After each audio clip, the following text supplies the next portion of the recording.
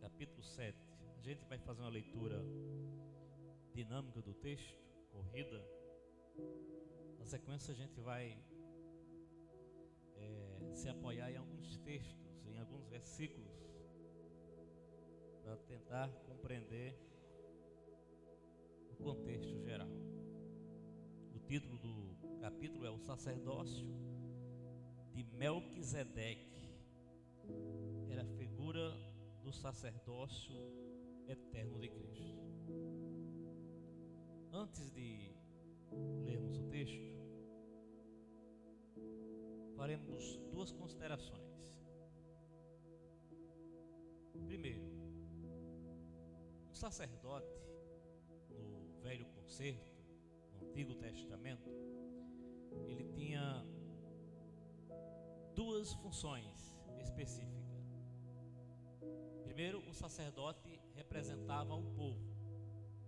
Ele ficava no lugar do povo e levava os anseios de Deus, os anseios do povo para Deus. Ou seja, era um intercessor. Ele intercedia por outrem. Segundo, o sacerdote era responsável para oferecer sacrifícios de expiação pelos seus pecados e pelos pecados da congregação. Então, geralmente um sacerdote era visto dessa forma, com essas duas funções. E segunda observação, o sacerdócio de Cristo não está relacionado a um sacerdócio terreno, não tem uma dimensão ou uma ordem terrena, porque Jesus oficialmente não era da tribo de Levi, Jesus era da tribo de Judá. E mesmo assim, o sacerdócio de Cristo não tem nenhuma relação com seus ancestrais, uma tribo. O sacerdócio de Jesus tinha um aspecto espiritual, uma dimensão única, que a gente vai inclusive trabalhar nesse texto. Mas Jesus cumpriu, de certo modo, as duas funções do sumo sacerdote. Ele se ofereceu pelos nossos pecados, um sacrifício único, perfeito, absoluto e acabado, e ele está à direita do Pai intercedendo por nós. Então Jesus está também cumprindo o seu papel de sacerdote espiritual. Voltamos ao texto, capítulo 7 de Hebreus.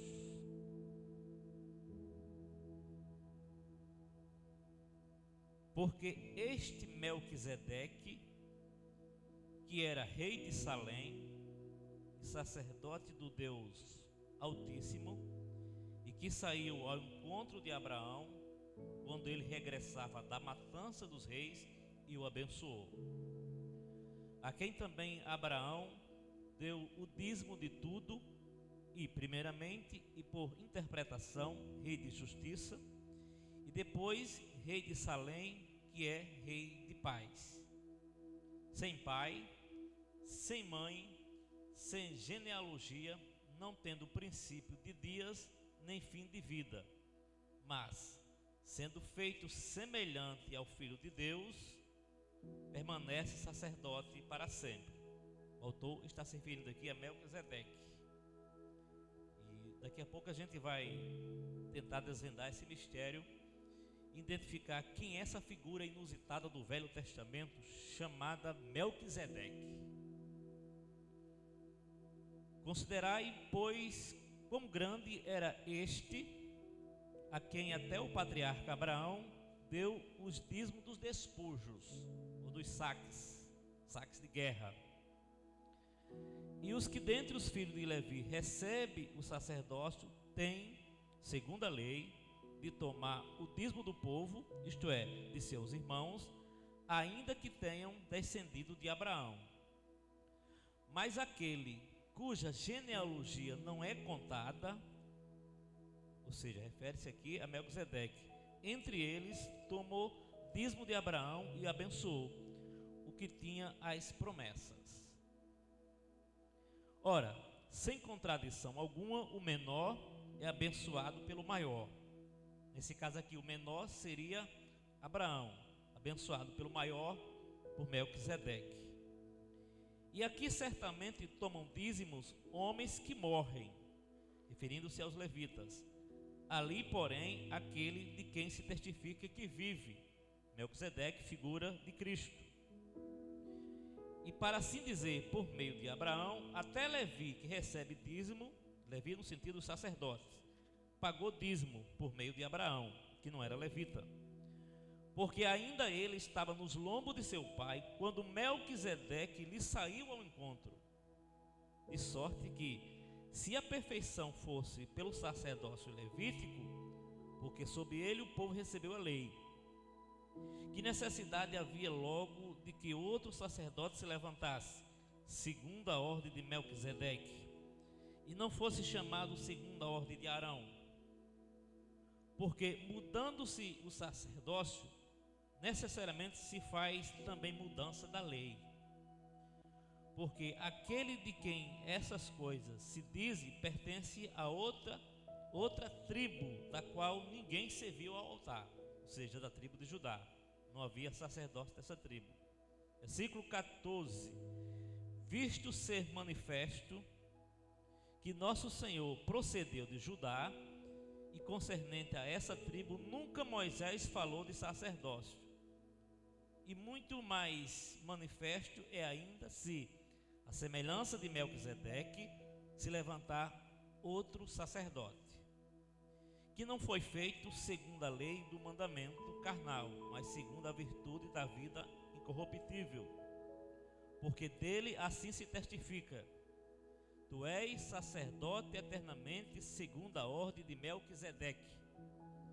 Aqui o autor está fazendo referência ao Salmo 104, que é uma profecia ao sacerdócio de Jesus, segundo a ordem de Melquisedeque.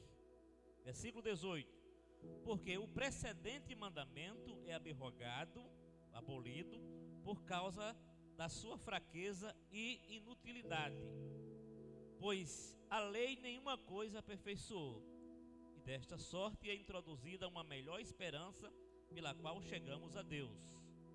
Ou seja, a lei e os sacerdócios levíticos desaparecem e dão lugar à nova aliança e o sacerdócio de Cristo.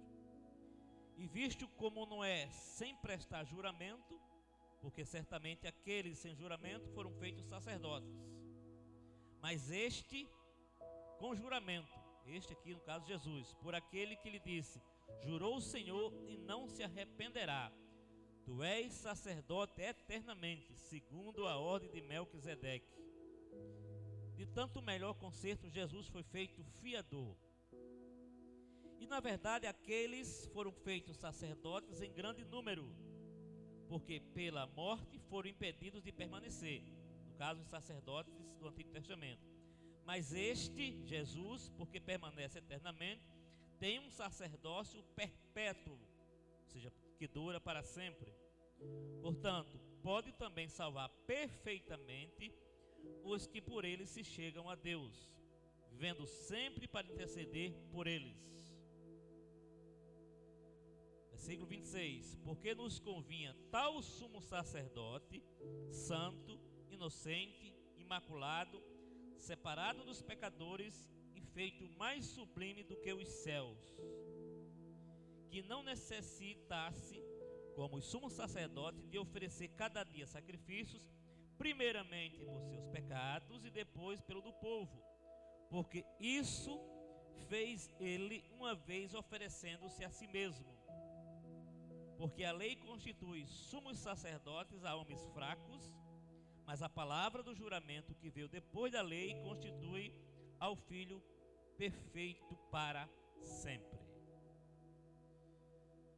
Antes de buscar compreender alguns destes versículos, vamos tentar entender quem é essa figura tão mencionada nesse capítulo. Essa figura histórica chamada Melquisedeque. E por que ele é visto como aquele que lança a ordem do sacerdócio de Jesus. O que Jesus tem a ver com Melquisedeque? Alguns estudiosos chegam a pensar e a dizer que Melquisedeque foi uma espécie de manifestação de Jesus no Antigo Testamento. Alguns dizem que Jesus apareceu algumas vezes no Antigo Testamento antes da encarnação, às vezes chamado de anjo do Senhor, outras vezes de uma forma angelical e algumas vezes na figura humana, no caso, a figura de Melquisedeque. Mas particularmente eu não acho essa interpretação viável, por uma simples razão: o texto não fala sobre isso. O texto diz que Jesus era sacerdote segundo a ordem de Melquisedeque, e não que ele fosse Melquisedeque. E diz também que Melquisedeque era semelhante ao filho do homem, e não que fosse o filho do homem. Então não faz nenhum sentido a gente dizer que ali estava Jesus pré-encarnado aparecendo a Abraão. A gente tem que descartar esse lado. Agora, por que se diz também que Melquisedeque era o próprio Jesus? Porque o autor de Hebreus dá a entender que Melquisedeque é uma figura eterna. Quando ele diz assim: não tem pai, nem mãe, nem genealogia. Ora, uma pessoa que não tem pai, nem mãe, nem tem ancestral, então sempre existiu. Mas se a gente prosseguir no texto, lá no versículo 7 em diante, vai dizer que a genealogia dele não foi contada. Não é que ele não tinha pai, nem mãe, nem genealogia. O que o autor quer dizer é que não há registro dos ancestrais de Melquisedeque. Ou seja, ele aparece no texto bíblico sem nenhuma identificação com seus ancestrais. Ou seja, o autor de Gênesis não menciona quem foi o pai, quem foi a mãe, nem faz a genealogia dele. Por quê? Porque ele não era um judeu. Melquisedeque aparece no texto, mas ele era um cananeu, ele era um pagão. Ele não tinha relação direta com Abraão, com a família de Abraão. Então não entra na genealogia. Então não é que ele não fosse um ser eterno, é que seus dados genealógicos não foram inseridos ou não aparecem no texto. E o propósito disso é o seguinte: por que não se menciona? Primeiro, porque ele não era judeu, era um pagão, não faz parte da linhagem judaica. Segundo, ele sem uma genealogia mencionada se tornou uma espécie de prefiguração de Jesus. Jesus sim, eternamente ele não tem pai, nem mãe, nem genealogia. Jesus tem um ancestral do ponto de vista humano, mas do ponto de vista eterno, divino, ele é filiado ao Pai de forma eterna, ligado ao Pai eternamente. Ele não tem ancestral. Nunca houve um tempo em que Jesus não existisse ou ele não fosse filho de Deus. Porque a expressão filho de Deus não quer dizer que Jesus foi gerado por Deus no sentido natural, mas que ele tem a mesma natureza de Deus, que submeteu-se ao Pai na qualidade de filho. Mas vamos entender mais quem foi Melquisedeque. Vamos para Gênesis. Depois a gente volta para Hebreus 7. Gênesis 14 explica um pouco quem foi essa figura tão estranha chamada Melquisedeque. Capítulo 14 de Gênesis é o texto do Antigo Testamento que primeiro menciona de forma inusitada, quase paraquedista, Melquisedeque. Capítulo 14 de Gênesis, o versículo 12 diz o seguinte: 14, 12 de Gênesis. Também tomaram Ló, que habitava em Sodoma, filho do irmão de Abrão, e a sua fazenda, e foram-se. Então veio um que escapara e contou a Abrão, o hebreu. Ele habitava junto dos cavalhais de Manré, o amorreu, irmão de Escol, irmão de Ané. Escol, eles eram confederados de Arão. Isso foi numa guerra, num conflito, numa batalha entre Abraão e alguns reis.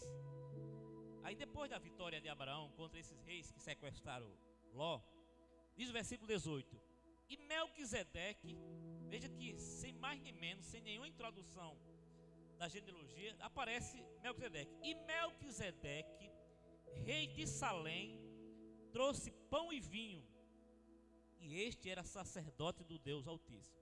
Preste atenção aqui. Salém. Salém é um nome antigo de Jerusalém, na época em que a Canaã era habitada pelos cananeus, que depois se tornou o Estado de Israel. Então Salém é um nome bem primitivo, dado inicialmente a Jerusalém. Diz o texto que Melquisedeque era rei de Salém, ou seja, ele era um cananeu, ele não era um judeu, ele não era um hebreu, ele vinha de um território pagão, de uma sociedade politeísta. Quem sabe o que é politeísmo? Adora vários deuses, várias crenças, várias divindades. E os cananeus, nos dias de Abraão, eram politeístas. Eles adoravam Baal, Astarote, Tamuz. Eram as divindades mais conhecidas do território de Canaã. Mas existia um Deus supremo, pouco falado entre os cananeus, que eles chamavam de El Elyon. El Elyon, Deus Altíssimo. Era a divindade suprema dos cananeus. Interessante isso, né? Porque inclusive esse conceito foi introduzido na cultura hebraica. El Elyon, Deus Altíssimo. Era a divindade esquecida dos cananeus, mas adorada por algumas pessoas que manteve uma espécie de revelação primitiva. O que significa dizer o seguinte, que Deus, ele se revelou a muitas culturas pagãs, não somente a Israel, não somente no Oriente Médio no tempo de Jesus, mas até entre os pagãos havia resquícios da verdade, resquícios da revelação de Deus. O fato de Melquisedeque ser um cananeu, ser um pagão e ser monoteísta, indica que ele preservava a crença no único Deus, El Elyon, apesar de viver numa sociedade politeísta. Quem já leu aquele livro, ou já viu o famoso livro Fator Melquisedeque? Acho que Eliano conhece esse livro, né? Fator Melquisedeque. Pastor, fala esse livro? Esse é um livro escrito por um bispo chamado Dom Richardson, um livro bem antigo já. E ele usa vários argumentos para mostrar que todas as culturas pagãs, mesmo aquelas que não têm nenhum conhecimento do cristianismo, existe uma ideia de uma revelação primitiva. Quando os missionários chegam, por exemplo, numa cultura pagã, indígena, africana, entre os aborígenes, por exemplo, eles vão encontrar as pessoas adorando diversas divindades e espíritos da natureza. Mas ele percebe que entre esses adoradores existe a crença num ser superior, que criou o universo, mas por alguma razão ele se afastou dos seres humanos. Então, quando ele se afasta dos seres humanos, os humanos constroem para si deuses representativos, que, de certo modo, seria emanação desse Deus maior que sumiu, que se afastou. O que é que o autor quer dizer? Ele quer mostrar o seguinte, que Deus, ele deixou parte da revelação em todas as culturas. Quando os missionários chegam numa cultura pagã, vão tentar identificar naquela cultura politeísta, cheia de deuses, quem é o Deus Supremo. E vão dizer que esse Deus Supremo é, na verdade, o Deus adorado pelos cristãos, pelos judeus e muçulmanos, o Deus que foi esquecido, mas que havia uma revelação primitiva lá no início de tudo, nas culturas pagãs. Pegue, por exemplo, o caso do hinduísmo. O hinduísmo é hoje a religião mais politeísta do mundo. Existem cerca de 330 milhões de divindades adoradas na Índia. Mas o hindu jamais diz que cada um deus é autoexistente. Ele vai dizer que as divindades pequenas, locais, regionais, são representações de um Deus maior que é tão distante que a gente resolve representar por meio de figuras menores, já que o Deus maior e criador desapareceu. O hindu diz que o Brahma universal criou o mundo, mas esse Brahma universal é praticamente inacessível. A gente não tem acesso direto a ele. Então, como a gente não tem acesso a esse Deus Supremo que criou o universo, que não tem mais ligação com a gente vai e constrói estátuas, imagens, levanta para si altares a deuses regionais, locais, pequenos, que são emanações ou representação desse Deus maior. O que mostra claramente que o politeísmo é uma distorção ou uma corrupção do monoteísmo. Que todas as culturas primitivas têm a ideia de um Deus absoluto que criou o universo. Mesmo as politeístas, que acham que, apesar de existir vários deuses, mas existe um Deus maior que está acima de tudo. Na cultura grega, por exemplo, quem é o Deus Supremo? Zeus. Na cultura romana, Apolo, Júpiter. São deuses que são colocado num pedestal maior, mas que aparentemente ele não tem nenhum acesso aos seres humanos. Aí o ser humano levanta para si deuses menores. Então esse fator Melquisedeque, o autor quer mostrar o seguinte, que em todas as culturas existe algo de Deus que precisa ser descoberto e identificado pelos missionários para levar as pessoas ao que Paulo chamou Deus desconhecido, que é o princípio da revelação primitiva, que aos poucos foram se apagando em nome de um paganismo total. Então Melquisedeque, rei de Salém ou Jerusalém, apesar de ser um cananeu, ele era monoteísta e mantinha a crença em El Elyon, que é o Deus Altíssimo. E o versículo 19 diz, 14, 19: E abençoou e disse: Bendito seja Abraão do Deus Altíssimo, o possuidor dos céus e da terra. Veja como ele tinha um conhecimento de um Deus supremo. E bendito seja o Deus Altíssimo, El Elyon, que entregou os teus inimigos, referindo-se a Abraão, nas tuas mãos, e deu-lhe o dízimo de tudo. É interessante essa expressão, porque Abraão dá o dízimo a um rei pagão, que era um costume muito daquela época. Não era um costume hebreu aqui, ainda não estava em voga a lei mosaica. Aqui era um costume de quando alguém saía de uma vitória e encontrava-se com o rei daquela região que ele conquistou, ele dava o dízimo de tudo que ele conquistou. Abraão não está dando o dízimo aqui de suas riquezas, de seus bens. Abraão não deu o dízimo de nada que ele possuía. Não, aqui o dízimo é do saque da guerra, do despojo, do que ele conquistou.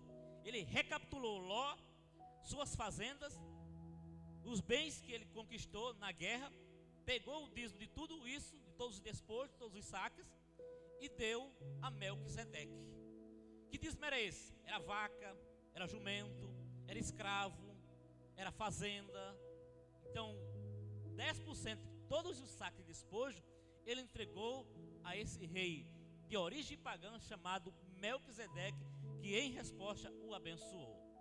Interessante que o texto diz que o maior abençoa o menor. Nesse caso aqui o menor é Abraão e o maior é Melquisedeque. Como é que Deus coloca um pagão, um indivíduo que vem de uma cultura pagã, não judaica, e dá uma posição a ele tão elevada? E diz mais: você é um protótipo de Cristo. E Jesus foi sacerdote segunda ordem, não de Arão, não de Abraão, mas segunda ordem de Melquisedeque.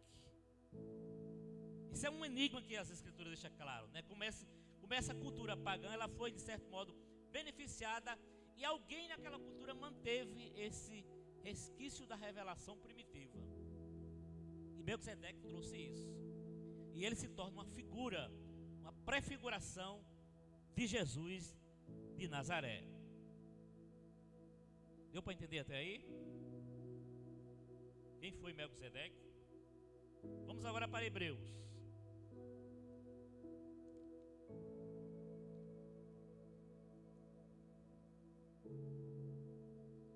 Pronto, agora voltando aqui, Hebreus capítulo 7. Porque este Melquisedeque, que era rei de Salém, ou de Jerusalém, e sacerdote do Deus Altíssimo, de El Elyon, adorado também entre os cananeus, e que saiu ao encontro de Abraão quando ele regressava da matança dos reis e o abençoou. Essa matança dos reis foi a guerra que Abraão travou com algumas nações para livrar seu sobrinho Ló, que foi levado como cativo. A quem também Abraão deu o dízimo de tudo, referindo-se a Melquisedeque, e primeiramente por interpretação, rei de justiça, e depois rei de Salém, que é de paz, referindo-se à cidade de Salém, que é Jerusalém. Aí é aquilo que eu falei no versículo 3, sem pai, sem mãe, sem genealogia, ou seja, não há menção dos ancestrais de Melquisedeque, não tendo princípio de dias, nem fim de vida. Aí por que foi feito assim? Porque os autores omitiram esses dados. Além de ser um personagem não judeu, esses dados foram omitidos para se tornar uma figura da eternidade de Jesus. O autor diz: mas sendo feito semelhante ao Filho de Deus, permanece sacerdote para sempre. Permanece em quem? Em Jesus. Considerai, pois, quão grande era este, no caso Melquisedeque, a quem até o patriarca Abraão deu os dízimos dos despojos. Despojo aqui é o saque de guerra. porque Abraão reconquista as fazendas, os cavalos, as vacas, os bodes, as galinhas, os guinéis, tudo que ele conseguiu capturar e tomar de volta, ele, em forma de agradecimento, ele deu os dízimos a Melquisedeque, uma forma de costume. Não havia nenhum mandamento aqui ainda, não havia nenhuma regra, não está nenhum princípio da lei ainda em evidência. Aqui era um costume muito comum daquela época, em forma de agradecimento. Então, o que permanece aqui é o princípio da gratidão, do reconhecimento de que Deus fez maravilha. Então, em forma de agradecer, ele divide os despojos da guerra, pega o dízimo de tudo que conquista e entrega ao rei de Salém, a Melquisedeque, que foi a figura histórica que prefigurou Jesus de Nazaré. Versículo 5: E os que dentre os filhos de Levi recebem o sacerdócio têm ordem, segundo a lei, de tomar o dízimo do povo. No caso, ele fazendo uma analogia entre Melquisedeque e o sacerdote levítico, isto é, de seus irmãos, ainda que tenham descendido de Abraão. Mas aquele, referindo-se a Melquisedeque, cuja genealogia não é contada, entre eles tomou o dízimo de Abraão e abençoou o que tinha as promessas. Ou seja, aqui está uma motivação maior do que os próprios praticantes da lei no Antigo Testamento. Ora, sem contradição alguma, o menor, Abraão, é abençoado pelo maior, Melquisedeque. E aqui certamente tomam dízimo homens que morrem, referindo-se aos levitas. Ali, porém, aquele de quem se testifica que vive, Melquisedeque, figura de Jesus Cristo. E para assim dizer, por meio de Abraão, até Levi, que recebe dízimo, pagou o dízimo. Como foi que Levi pagou o dízimo? Por meio de Abraão, que pagou o dízimo a Melquisedeque. E Abraão era o pai, na verdade, de Jacó, de onde vem os levitas, de onde Levi e a tribo de Levi.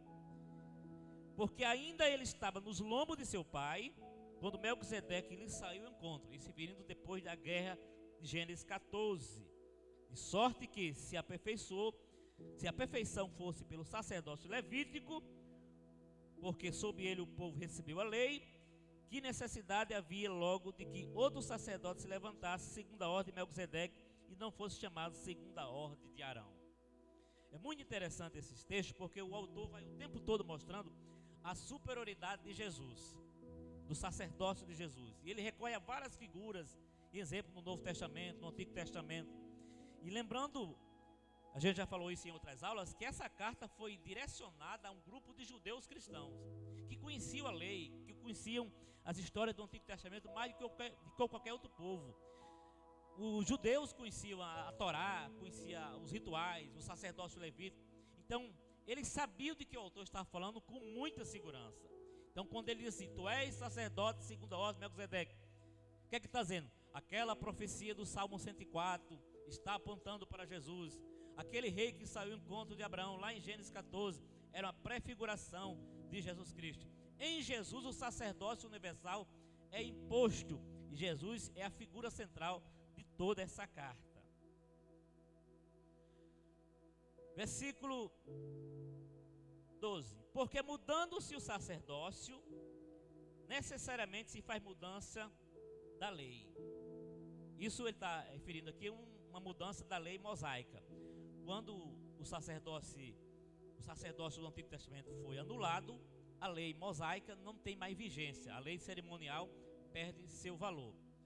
Vocês lembram que quando Jesus diz está consumado, o véu do santuário se rasgou em dois, de alto a baixo.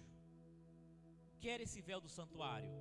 Era uma cortina que separava o lugar santo do lugar santíssimo. Porque o santuário é dividido em três partes. E o pátio, que é a parte externa. Aí tinha o lugar santo, onde ficava o altar do sacrifício, onde ficava a mesa de proposições, dos 12 pães, onde ficava a arca da aliança.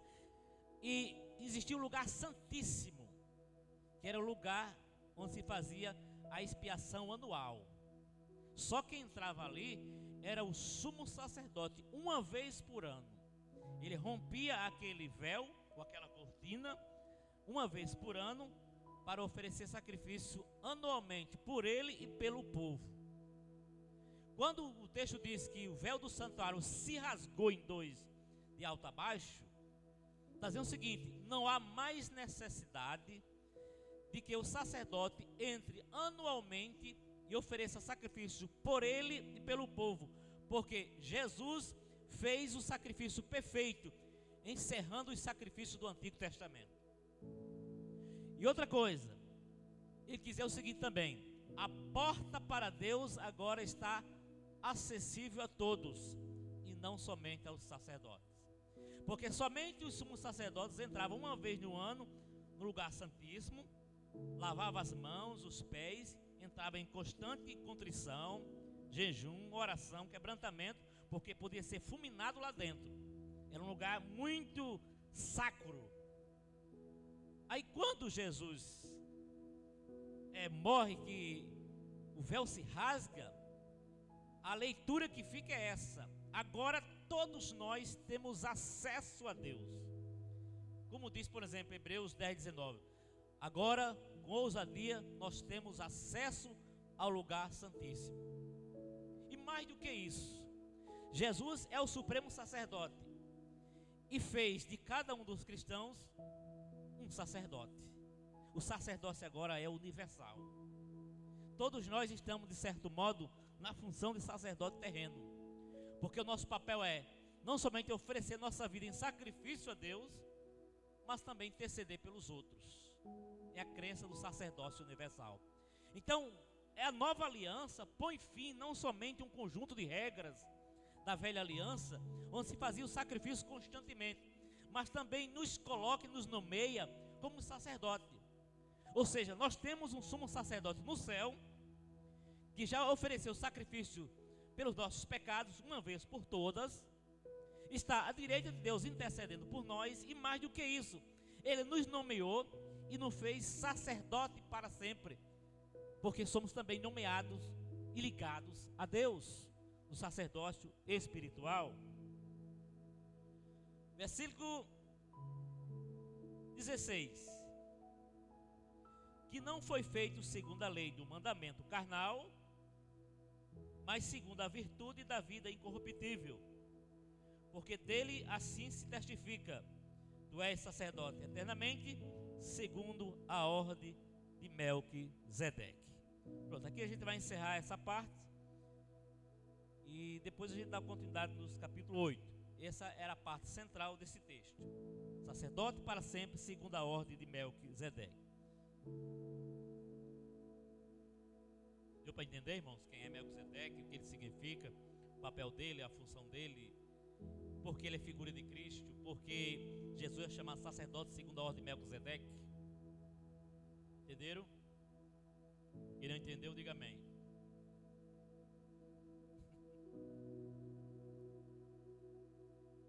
É um complexo, né? Tem uma certa complexidade, porque é assim, essa figura inusitada. O que eu acho interessante nesse texto é como Deus assim não é partidário de um povo só.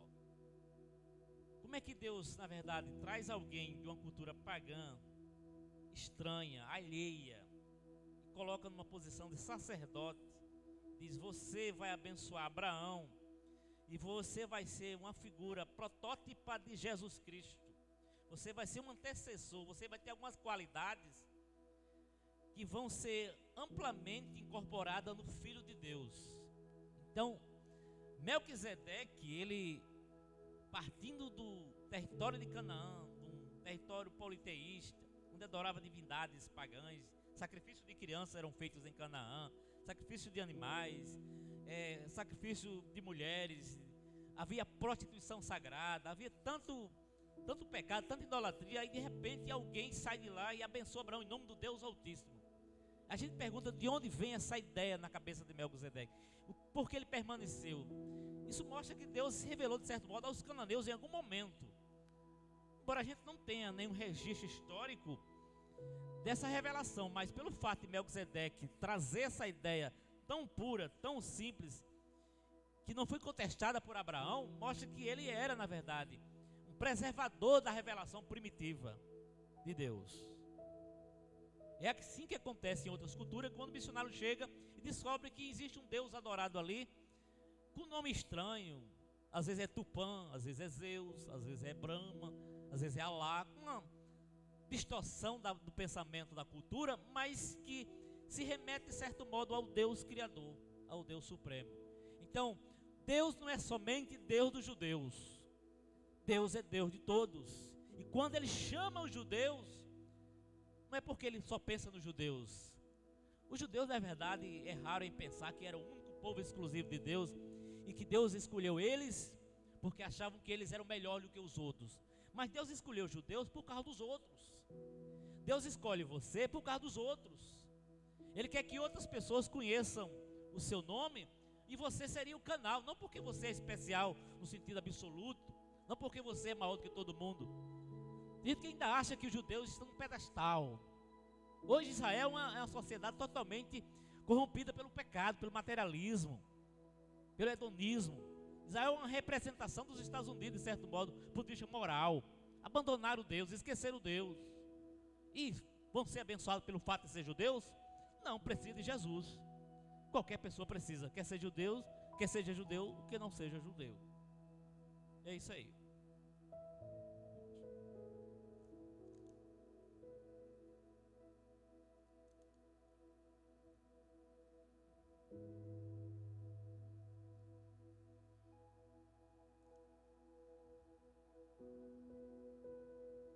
Olha, existe uma disputa muito grande em relação a isso, né? Eu acredito que haverá uma salvação em massa dos judeus no final dos tempos. Agora, eles não serão salvos em massa pelo fato de serem judeus. Eles serão salvos porque eles se voltarão para Deus e para Jesus. Ninguém será salvo à parte de Cristo. Ninguém será salvo sem Jesus. Ah, eu fui salvo porque eu tenho sangue judaico. Eu tenho sangue judeu. Essa ideia errônea já era pensada nos dias de Jesus. Quando João Batista começou a pregar, muitos judeus criticavam João e se vangloriavam de serem judeus. E João disse: olha, até dessas pedras Deus pode levantar filhos de Abraão. Não se vanglorie por isso. E quando Jesus entrou em confronto com alguns judeus, muitos diziam assim: ah, nós somos judeus, nós somos descendentes de Abraão. Qual foi a resposta de Jesus? Vocês são filhos do demônio, vocês são filhos do diabo. Se vocês fossem filhos de Deus ou de Abraão, vocês fariam as obras de Abraão. Ou seja, vocês não serão salvos pelo fato de serem judeus. É preciso acreditar e se voltar para Jesus. Então, se Abraão foi chamado amigo de Deus, Melquisedeque, que não era judeu, foi chamado de rei de Salém, rei da justiça, e uma figura pré-histórica de Jesus de Nazaré. Então Deus não tem filhos especiais pelo fato de ter o sangue hebreu. Hebreus pode ser que se convertam no final dos tempos em massa, que haja um remanescente que acreditem, que sigam o Cordeiro. Os 144 mil, por exemplo, em Apocalipse 7 e 14, são judeus, mas o texto diz que eles seguem o Cordeiro. Eles não seriam escolhidos ou selecionados simplesmente porque são da tribo de Judá, de Levi, de Dan. Não, porque eles seguem o Cordeiro. Se convertem a Jesus e serão salvos. Sem Jesus, nem judeu, nem gentil chega lá. Todos precisam de Cristo.